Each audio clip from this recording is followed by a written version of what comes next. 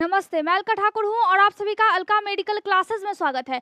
तो आज हम क्या बात करेंगे? आज हम बात करने वाले हैं हेपेटाइटिस सी के बारे में। ये क्या होता है? सबसे पहले हमने क्या पढ़ा था? हेपेटाइटिस ए, जो किससे फैलता था? ज़्यादातर वो दूषित खाना और दूषित पानी से फैलता था ज़्यादातर। उसके साथ बहुत सारे रीजंस ऐसे थे जिसकी वजह से वो फैल जाता है।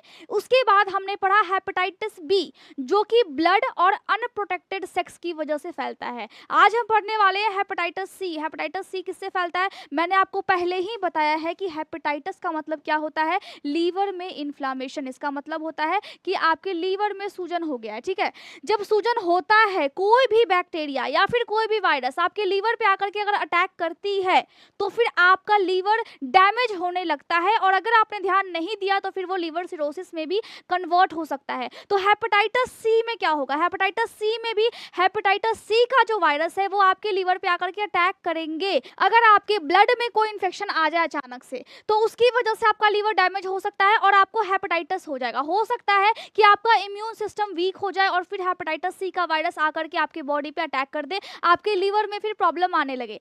या फिर आपकी किडनी खराब है और उस कंडीशन में आप डायलिसिस पे बार बार जा रहे हैं। मतलब क्या होता है? किडनी क्या करती है? हमारे बॉडी में गंदगी को साफ करती है। किडनी खुद डैमेज हो चुकी है और ये गंदगी साफ करने के एबल नहीं है, तो हम जाते हैं डायलिसिस पे, डायलिसिस करते हैं पेशेंट का। इसमें उनका जो पूरा ब्लड है वो किडनी के द्वारा जो प्यूरिफाई होता है वो एक मशीन के द्वारा फिर होने लगता है। तो उस मशीन में से आपको इन्फेक्शन लग सकता है। कभी कभी ऐसा होता है कि जब आपके बॉडी का ब्लड प्यूरिफाई होता है तो वहां पे इन्फेक्शन लग सकता है। इसके अलावा और कौन से रीजन है जिसकी वजह से आपको हेपेटाइटिस सी का वायरस अटैक कर सकता है? आप जानो या फिर ना जानो, जानकारी आपको होना चाहिए, और अनजाने में ही ये जो वायरस है आपके बॉडी में आ जाता है, आपको ध्यान रखना है। इसके अलावा आप कहीं ऐसे जगह पे काम करते हैं, फॉर एग्जाम्पल आप लैब टेक्नीशियन है, ठीक है, टेक्नीशियन है, और आपका काम क्या है? आपका काम है खून का जांच करना।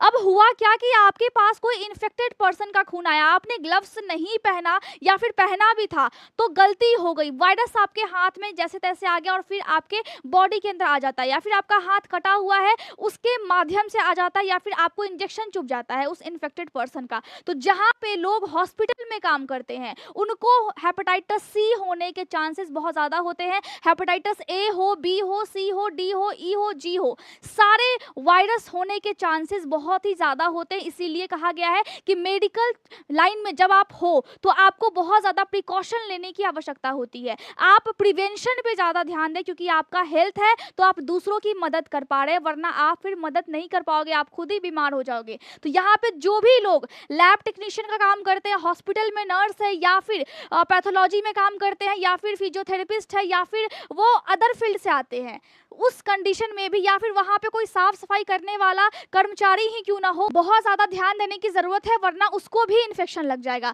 अगर आप अनप्रोटेक्टेड सेक्स करते हैं और किसी को हेपेटाइटिस सी है, अब यहाँ पे ध्यान देने वाला बात यह है कि जिस किसी को भी हेपेटाइटिस सी होता है, 10 साल हो गए हैं, 20 साल हो गए हैं, आपको लक्षण बॉडी में नहीं दिखाई देगा। कभी कभी लाइफ टाइम, मतलब बहुत लंबे टाइम तक, बहुत 30 साल हो गया है, हेपेटाइटिस सी का इन्फेक्शन आपको 30 साल पहले लगा था और अभी तक आपको लक्षण दिखाई नहीं दिया है, आपके बॉडी के अंदर वो वाली वायरस है। अब तब तक आपको पता नहीं चलेगा जब तक कि आपका लिवर में प्रॉब्लम बहुत ज्यादा ना हो जाए। जब लिवर डैमेज होता है तो लास्ट में क्या हो जाता है? लास्ट में वो बहुत ज्यादा डैमेज हो जाता है, जिसको हम बोलते हैं लिवर सिरोसिस। लिवर सिरोसिस बहुत ज्यादा डेंजर वाली स्थिति होती है, जिसमें आपका लिवर लगभग 95% तक डैमेज हो जाता है, और आपको उसके बाद कोई भी दवाई कोई भी अगर देंगे तो फिर लीवर वापस से हेल्दी नहीं हो पाता है, बहुत ही मुश्किल होता है, और बहुत ज्यादा चांसेस होते हैं कि लीवर फिर फेल हो जाए या फिर कोलैप्स कर जाए। तो यहाँ पे जब तक आपका लिवर सिरोसिस वाला कंडीशन नहीं आ जाता है तब आपको बॉडी में लक्षण दिखना शुरू हो जाएगा। जब भी आपके लीवर में प्रॉब्लम होता है, हल्का फुल्का अगर दिक्कत है, तो लीवर खुद ही खुद को ठीक करने की क्षमता रखते हैं अगर आप ध्यान देंगे तो। लेकिन आपने ध्यान नहीं दिया है, लक्षण कुछ आया नहीं है बॉडी में, हेपेटाइटिस सी का वायरस बॉडी के अंदर है, 10 साल हो गए हैं, 20 साल हो गए हैं, अब आपको अचानक से एक दिन पता लगता है कि लिवर सिरोसिस हो गया, लिवर में दिक्कत हो गया, खाना नहीं पच रहा है, तो फिर जाएंगे आप डॉक्टर के पास और वहां पे फिर आपको दिक्कत महसूस होगा कि हाँ, मैंने ध्यान क्यों नहीं दिया। हेपेटाइटिस सी का वायरस आपकी बॉडी के अंदर बहुत ही लंबे टाइम तक रह सकता है, इसीलिए आप खास ख्याल रखें, जिस भी आदमी के साथ आप सेक्स करते हैं या फिर जिस भी लेडी के साथ आप सेक्स करते हैं, उनसे पूछा कीजिए कि आपको कोई दिक्कत है। अगर आपको पता है कि आपके बॉडी में कुछ ना कुछ दिक्कत है, तो फिर ये सब चीजें करने से पहले आप 10 बार सोचिए, क्योंकि आप इन्फेक्टेड हो, सामने वाला हेल्दी पर्सन है, आप उसको इन्फेक्शन नहीं दे सकते हैं। थोड़ा सा कॉमन सेंस भी होता है, थोड़ा सा ह्यूमैनिटी भी होती है लोगों की, लेकिन बहुत से लोग ऐसा नहीं करते हैं। उनको लगता है कि ये जो प्रॉब्लम है ये नॉर्मल है, दवाई लेंगे और ठीक हो जाएगा। इन्फेक्शन बॉडी में 10 साल से 20 साल से, आप खुद सोचिए कि आपका जो इम्यून सिस्टम है कितना ज़्यादा वीक हो जाएगा। आप सोच भी नहीं सकते हैं आपकी बॉडी में इतने सारे कॉम्प्लिकेशंस आना अचानक से शुरू हो जाएंगे। तो आपको कभी भी अनप्रोटेक्टेड सेक्स नहीं करना है। बहुत से लोग होते हैं जिनको नशा करने का आदत होता है, बहुत से लड़के हैं जिनको ड्रग्स लेने की आदत है, लड़कियां हैं स्मोकिंग करती है, ड्रग्स लेती है, इंजेक्शन एक ही शेयर करती हैं। उनको लगता है कि ये फैशन है, लेकिन फैशन के चक्कर में, ट्रेंड्स के चक्कर में आप क्या कर रहे हैं, आप अपने बॉडी में वायरस को आने का न्योता दे रहे हैं। आप अगर इंजेक्शन या फिर निडल्स शेयर करते हैं तो फिर आपको दिक्कत हो सकता है, आपको प्रॉब्लम्स होगा। आपको अभी नहीं समझ में आ रहा है, लेकिन बाद में आपको दिक्कत होगा। बॉडी आपका है, आप चाहो तो इसको नष्ट कर दो या फिर चाहो तो इसको आप ठीक ठाक अच्छे से रखो और अच्छे से लाइफ जियो। आप अपने सपनों को पूरा कीजिए, ड्रग्स के चक्कर में आप अपनी लाइफ को बर्बाद नहीं कर सकते हैं। दूसरा, अगर ब्लड ट्रांसफ्यूजन हो रहा है, मतलब ब्लड आपके बॉडी पे चढ़ रहा है, आपको कुछ दिक्कत हो गया, ब्लड चढ़ाने की नौबत आ गई है, उस टाइम भी आप ब्लड की अच्छे से जांच करवाएं, क्योंकि ब्लड ट्रांसफ्यूजन के माध्यम से भी हेपेटाइटिस सी का वायरस एक व्यक्ति से दूसरे व्यक्ति में फैल जाता है। मेनली हेपेटाइटिस सी का वायरस ब्लड के माध्यम से ही फैलता है, लेकिन अगर आप सेक्स करते हैं उसकी वजह से भी फैलने के चांसेस होते हैं। इसीलिए मैंने बोला है कि चाहे हेपेटाइटिस ए हो, मेनली हेपेटाइटिस ए खाना से फैलता है, दूषित खाना दूषित पानी से फैलता है, लेकिन ब्लड से भी फैलने की क्षमता रखता है। हेपेटाइटिस बी ब्लड और वेजाइनल फ्लूइड से फैलने की क्षमता रखता है, यानी कि सेक्स करने की वजह से और ब्लड की वजह से फैलेगा। और ये जो सी है, मेनली ये फैलता है ब्लड से, डायरेक्ट कॉन्टेक्ट में आप आएंगे ब्लड के, उस ब्लड के जो कि इन्फेक्टेड है, तो फिर ये फैल जाएगा। लेकिन यहाँ भी चांसेस होते हैं कि अगर आप किसी ऐसे व्यक्ति के साथ सेक्स करते हो तो आपकी बॉडी में आने की संभावना बहुत बहुत ही ज़्यादा हो जाती है। ड्रग्स शेयर करते हैं या फिर आप निडल्स शेयर करते हैं, उसमें भी संभावना होती है। आप टैटू बनवाते हो, टैटू बहुत से लोग बनवाते हैं, प्यार के चक्कर में हम किसी का नाम लिखवा लेते हैं, टैटू बनवाते हैं। तो यहाँ पे जब टैटू बना है, अगर टैटू वाले ने उस सारे इंस्ट्रूमेंट को स्टरलाइजेशन के प्रोसेस में नहीं भेजा है, स्टरलाइज नहीं किया है, तो भी आपको हेपेटाइटिस सी का वायरस लग जाएगा। ए का भी लग सकता है, बी का भी लग सकता है, सी का भी लगेगा, क्योंकि यहाँ पे ब्लड का ट्रांसफर हो सकता है इन्फेक्टेड से हेल्दी पर्सन में। आप अपना रेजर किसी को इस्तेमाल करने के लिए ना दें। अगर उस व्यक्ति को दिक्कत है, उस व्यक्ति को अगर इन्फेक्शन है बॉडी में, तो अगर उस व्यक्ति का कहीं भी कुछ कटेगा, अगर ब्लड के कांटेक्ट में ये वाला रेजर आएगा, फिर आप इसको यूज करेंगे, फिर आपके बॉडी में वो चीज जा सकता है, वो इन्फेक्शन फैल सकता है। तो ना रेजर यूज करना है, ना ही टूथ ब्रश यूज करना है, क्योंकि मसूड़ों से जब खून आता है तो वहां भी ब्लड का ट्रांसफ्यूजन हो सकता है। तो हेपेटाइटिस सी आपको हो सकता है। अगर कोई महिला इन्फेक्टेड है और उसके पेट में बच्चा पल रहा है, वो बिल्कुल ही हेल्दी है, लेकिन ब्लड सर्कुलेशन तो होता है, बच्चे को माँ के ब्लड से ही पोषण मिलता है, तो उस टाइम में भी क्या हो जाएगा, उस टाइम में भी बच्चे के बॉडी में हेपेटाइटिस सी का वायरस आ सकता है। और फिर आप सोचिए कि 10 साल हो जाएंगे, 20 साल हो जाएंगे, बच्चा 20 साल का हो जाएगा और अचानक से फिर पता लगा कि अच्छा, इसके बॉडी में तो हेपेटाइटिस सी का वायरस था, जिसकी वजह से बच्चे का लीवर फिर खराब हो गया। तो बच्चे का लीवर कुछ नहीं करने की वजह से खराब नहीं हुआ है, हो सकता है कि माता को था और बच्चे को लग गया, माँ को था, बच्चे में वो चीजें ट्रांसफर हुई जन्म के टाइम ही, लेकिन हमें पता लगता है थोड़े टाइम के बाद। तो आपको क्या करना है, आप जब भी प्रेग्नेंट हो, आपको अच्छे से अपने बॉडी की, अपने ब्लड की जांच करवानी है, ताकि आपको अगर कोई दिक्कत हो तो मेडिसिन उस टाइम में आप खाएं, और ताकि बच्चे में वो चीज़ें ट्रांसफर ना हो। जेनेटिक भी होता है, लेकिन ये चीज़ें जेनेटिक नहीं है, ये चीज़ें हम अगर जागरूक नहीं होते हैं तो हमारे बच्चों में भी ट्रांसफर हो जाता है। लीवर नॉर्मल से बिल्कुल सिरोसिस तक फैल जाएगा अगर कोई दिक्कत होती है। तो हेपेटाइटिस सी का वायरस सुनने में मामूली लगता है, आपको लगता है कि ये हमें नहीं होगा, लेकिन आपको पता भी नहीं चलेगा, आपको हो जाएगा। जब हो जाता है फिर हम रोते हैं, गाते हैं, पीटते हैं, जो करना है करिए, लेकिन आपको तो अब हो गया, जब हो गया तो फिर दिक्कत तो होगा ही, ठीक है। अब देखिए बहुत से लोगों को अब होता क्या कि पेट में दर्द महसूस होने लगेगा, पेट में पानी बनने लगता है, जिसको मेडिकल टर्म में हम क्या बोलते हैं, एब्डोमिनल एसाइटस। क्या बोलेंगे, एब्डोमिनल एसाइटस, मतलब पेट में पानी बनने लगता है। अब यहाँ पे बहुत ज़्यादा कॉम्प्लिकेशंस होते हैं, खाना पचने में दिक्कत होगा क्योंकि लीवर यहाँ पे अफेक्टेड है, साथ में बाइल जूस ज़्यादा हो सकता है, कम हो सकता है, जॉन्डिस हो जाएगा आपको। ये भी ध्यान रखना है कि जॉन्डिस अगर हो तो फिर आप ध्यान रखें, देखिए पेट में जब पानी होता है तो यहाँ पे ट्यूब से फिर डॉक्टर साहब बाहर निकालेंगे यहाँ पे इस तरीके से। आपको ये भी ध्यान रखना है कि जब भी आपको हेपेटाइटिस सी का वायरस लगता है तो इंटरनली जो हमारा फूड पाइप होता है, आहार नली जिससे खाना हमारे पेट में जाता है, यहाँ पे इंजरी हो जाती है, यहाँ पे ब्लीडिंग होने लगता है, खून निकलने लगता है, पेट के अंदर से, अंदर की जो दीवार होती है वहाँ से फिर ब्लीडिंग होने लगता है। तो हेपेटाइटिस सी का वायरस मामूली नहीं है, बी का डेंजर है ज़्यादा, लेकिन सी का भी डेंजर है। बॉडी में कुछ भी आया है बाहर से, आपका बॉडी लड़ने की कोशिश करता है और जब नहीं लड़ पाता है तभी तो ऐसा दिक्कत होता है। आपको ध्यान रखना है, मैं हमेशा बोलती हूँ कि आप पढ़ाई कीजिए, आपका बॉडी है, आपको अपने बॉडी के बारे में जानना चाहिए। क्यों नहीं जानते हैं आप लोग, आप रील्स देख सकते हैं, आप किसी की बायोग्राफी देखते हैं, आप मूवी देखते हैं, उतना टाइम है आपके पास। लेकिन अगर मैं बोलूं कि आपको अपने बॉडी के बारे में पता होना चाहिए, आपको पता है क्या कि आपकी बॉडी में क्या क्या चीज़ें हैं, वो कैसे काम करता है, वहाँ पे कौन से एंजाइम्स है, ठीक है आपको उतना डिटेल नॉलेज नहीं लेना है, लेकिन कम से कम आपको इतना तो पता होना चाहिए कि अगर मेरे लीवर में दिक्कत है तो क्या हो सकता है, कौन से टेस्ट होते हैं, एक नॉर्मल इंसान को भी पता होना चाहिए। ये सारी बातें आपको पता होना चाहिए क्योंकि आप कभी माँ बनेंगे, कभी आप पापा बन सकते हैं, या फिर आप बड़े भाई बहन हैं तो फिर आप अपने छोटे भाई बहनों को क्या सिखाएंगे, आगे हमारा जनरेशन कैसे एजुकेटेड होगा। आप खुद ही ध्यान नहीं देते हैं तो नौजिया हो सकता है, वॉमिटिंग हो सकता है, आपको चक्कर आ सकता है, पूरा दिन आपको थकान महसूस होगा। अगर वायरस आपके बॉडी में एंटर कर गया है तो आपके घुटने में तकलीफ हो सकती है, आपके जोड़ों में दर्द हो सकता है, जोड़ कहाँ पे होते हैं, हाथ में भी होते हैं, घुटनों में हो सकता है, आपको फीवर हो जाएगा, जॉन्डिस हो जाएगा, साथ में भूख नहीं लगेगा, स्किन में रैशेज होने लगते हैं, लॉस ऑफ एपेटाइट बोलते हैं मेडिकल टर्म में, अगर भूख नहीं लगता है तो लॉस ऑफ एपेटाइट, ठीक है।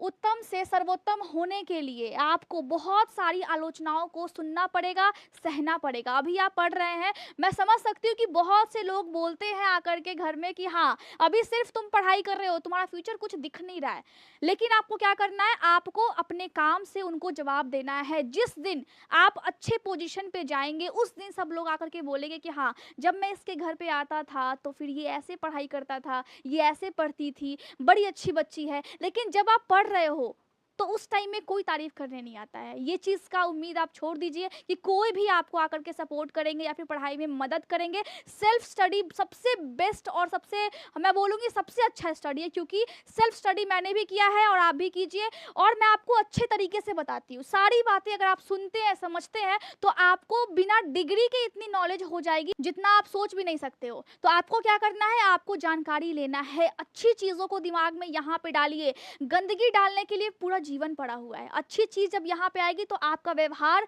आपका बिहेवियर, आपका आचरण, आपका पर्सनालिटी, सारी चीजें डेवलप हो जाती है। तो यहाँ पे आपको क्या देखना है, लॉस ऑफ एपेटाइट, भूख नहीं लगता है अगर हेपेटाइटिस सी का वायरस आपके बॉडी में आ जाता है तो। नौजिया यानी कि उल्टी करने का मन करता है, जिसको हम बोलते हैं मितली उल्टी आती है। जो आपका स्टूल होगा, जो आपका मल होगा, वो या तो पीला होगा ज्यादा या फिर वो मिट्टी के रंग का हो सकता है, तो हम उससे भी पहचान सकते हैं। आपको ध्यान देना है। अब आप जाएंगे डॉक्टर साहब के पास, डॉक्टर साहब क्या करेंगे, डॉक्टर साहब आपको बताएंगे कि देखिए आपके बॉडी में ना हेपेटाइटिस सी का वायरस आया हुआ है। आपको अगर नॉलेज होगी तो सोचो आप जान जाओगे कि क्या क्या दिक्कत होता है, क्या क्या कॉम्प्लिकेशंस होते हैं। डॉक्टर्स के पास इतना टाइम नहीं होता कि आपको पूरी बातें एक्सप्लेन करें। इससे अच्छा है कि आप पहले नॉलेज लो और फिर डॉक्टर के पास जाएं, ताकि वहां पे अगर वो थोड़ा बहुत भी बताएं तो फिर आपको समझ में आ जाए बात। आपका बॉडी है, आपको समझना है, बॉडी के हिसाब से सिम्टम्स आते हैं, बॉडी के हिसाब से हमें ट्रीटमेंट लेना होता है। आप आपको पता होगा तो आप बोल पाओगे एटलीस्ट कि हाँ, मेरे बॉडी में ये चीज़ सूट नहीं करता है, मेरे बॉडी में ये चीज़ सूट करता है। आप इस तरीके से इलाज कर सकते हैं। यहाँ पे देखिए डायग्नोस्टिक इवैल्यूएशन क्या होता है, डॉक्टर साहब के पास जब आप जाते हो तो वहाँ पे वो क्या करते हैं, आपसे पूछते हैं, आपको दवाइयाँ देते हैं, वो एक तरह से मैनेजमेंट करते हैं दवाई की, ताकि आपकी बॉडी में जो भी समस्या है वो फिर ठीक हो जाए। उसके लिए सबसे पहले आपका एल्बुमिन टेस्ट होगा, लीवर फंक्शन टेस्ट होगा, मतलब लीवर कैसे काम कर रहा है। एल्बुमिन अगर बॉडी में बढ़ा हुआ है तो हम ऐसा मानते हैं कि आपको लीवर में दिक्कत है, ठीक है। प्रोथ्रोम्बिन टाइम टेस्ट करते हैं, ये एक प्रोटीन है जो कि लीवर निकालता है, ज़्यादा होगा मतलब लीवर में दिक्कत है, लीवर में प्रॉब्लम है। लीवर बायोप्सी कर सकते हैं अगर लीवर सिरोसिस हो गया है या फिर नहीं भी हुआ है, डॉक्टर को हल्का सा भी अगर शक हुआ कि हाँ लीवर को चेक करना पड़ेगा तो फिर लीवर बायोप्सी करते हैं। वहाँ पे कोई सेल्स है जो कि डेथ हो गया है जिसकी, या फिर वहाँ पे कोई ट्यूमर, वहाँ पे कोई गांठ, वहाँ पे कोई अलग टाइप का कहीं वहाँ पे कैंसर डेवलप तो नहीं हो रहे हैं, सारी चीज़ों को हम लीवर बायोप्सी के माध्यम से देखते हैं। माइक्रोस्कोप के अंदर देखा जाता है उस कटे हुए टुकड़े को, ठीक है। समझ में आ रहा है कि नहीं समझ आ रहा है? कोई भी दिक्कत होता है आप बेझिझक कमेंट कर सकते हैं। कमेंट करने के लिए आप मेंबरशिप ले सकते हो ताकि मुझे समझ में आ जाए। सारे कमेंट्स का रिप्लाई करना थोड़ा सा मुश्किल होता है। आप सोशल मीडिया पे भी जुड़ सकते हो मेंबरशिप लेने के बाद, वहाँ पे फिर मैं आपको रिप्लाई करूँगी। और बहुत ही जल्द हम एनाटॉमी और फिजियोलॉजी के बैचेस ला रहे हैं जिसमें हम अच्छे से लाइव क्लासेस लेंगे और अच्छे तरीके से पढ़ेंगे। चाहे आप कोई भी गवर्नमेंट एग्जाम्स की प्रिपरेशन कर रहे हैं या फिर आप पढ़ रहे हो, कोई भी कोर्स कर रहे हैं, लैब टेक्नीशियन हो गया, एनएम हो गया, जीएनएम हो गया, फिजियोथेरेपिस्ट हो गया, सभी चीज़ों में एनाटॉमी और फिजियोलॉजी चाहिए। आपको पक्का होना चाहिए वो चीज़ें, आपको आना चाहिए वो चीज़ें। तो इसके लिए हम जल्द ही लाइव क्लासेस लाएंगे और कुछ वीडियोस भी है उसमें जिसमें आपको प्रॉपर नॉलेज मिलेगा और बहुत अच्छे तरीके से आप सीख पाओगे कि आपका बॉडी है, किस तरह से आपको ख्याल रखना है, किस तरीके से आपको इसको मेंटेन करना है। चलिए यहाँ पे इसके अलावा हम क्या करते हैं, EIA टेस्ट करते हैं। ये क्या होता है, ये होता है एंजाइम इम्यूनो एस्से टेस्ट। इसमें हम क्या करेंगे, इसमें हम लीवर का टेस्ट करते हैं और जब ये टेस्ट हम करते हैं तो हमें समझ में आता है कि वहाँ पे हेपेटाइटिस सी का वायरस है या फिर नहीं है। इस टेस्ट का नाम याद आपको करना पड़ेगा, ठीक है। हेपेटाइटिस सी RNA ऐसे टेस्ट भी होता है जिसके माध्यम से भी हम देखते हैं कि अगर आपके ब्लड में हेपेटाइटिस सी का वायरस है तो वायरस कितना ज़्यादा है, संख्या कम है या फिर ज़्यादा है। हेपेटाइटिस सी जीनोटाइप हम चेक करते हैं। जीनोटाइप का मतलब क्या होता है, इसका मतलब है कि वायरस किस फैमिली से आता है, वायरस का नेचर क्या है, वायरस कैसे फैलेगा, देर से या फिर धीरे धीरे करके फैलेगा, ठीक है। तो यहाँ पे जैसे हम बोलते हैं ना कि हम गाँव से आते हैं, हम छोटे से शहर से आते हैं, कोई बहुत बड़े शहर से आया तो उसका नेचर चेंज होता है इन्वायरमेंट के हिसाब से, वैसे ही यहाँ पे वायरस का जीनोटाइप अगर हम देखते हैं तो यहाँ पे वायरस के जीनोटाइप के माध्यम से हम ये चेक कर सकते हैं कि उसका नेचर कैसा है, वो कैसे फैलेगा, वो आपकी बॉडी को कैसे प्रभावित करेगा। तो यहाँ पे क्या हो गया, सारी चीजों को हमने टेस्ट कर लिया है। अब हम देंगे दवाई। दवाई में हम नॉर्मली हेपेटाइटिस सी के वायरस को आसानी से ब्लड से निकाल सकते हैं, ब्लड को अच्छे से प्यूरिफाई कर सकते हैं, ब्लड में से उसका नामो निशान मिटा सकते हैं। क्या देना पड़ेगा, पेगिलेटेड इंटरफेरॉन अल्फा हम देंगे, जिसको शॉर्ट फॉर्म में हम क्या बोलते हैं, पेगी इंटरफेरॉन भी बोलते हैं। और ये वाली दवाई की वजह से, बहुत ही कॉमन मेडिसिन है ये, और इसकी वजह से हेपेटाइटिस सी का वायरस जो है वो फिर खत्म हो जाता है। साथ में आप रिबाविरिन दे सकते हैं जो कि ओरल एंटीवायरल एजेंट है। अब हेपेटाइटिस सी क्या है, वायरस है, तो उसके अगेंस्ट क्या काम कर रहा है, एंटीवायरस वाला दवाई काम करेगा, उसी को हम बोलते हैं एंटीवायरल एजेंट बोल सकते हैं या फिर आप मेडिसिन बोल सकते हो। तो मैंने आपको बताया है, बड़े अच्छे तरीके से समझाया है। नोट्स आपको मिलते रहेंगे टेलीग्राम पे, और कोई भी डाउट होता है, वैसे यहाँ पे लिखा भी हुआ है, आप नोट कर सकते हैं। शॉर्ट फॉर्म में नोट कीजिए ताकि आपको याद रखने में बहुत ज़्यादा आसानी हो, लंबे लंबे लाइन्स में लिखना नहीं है, वरना फिर यहाँ से फिर स्किप होने लगता है। तो मैं समझती हूँ मैंने आपको बता दिया है। डाउट्स आप टेलीग्राम पे पूछ सकते हैं, साथ में मेंबरशिप भी ले सकते हैं। Thank you so much.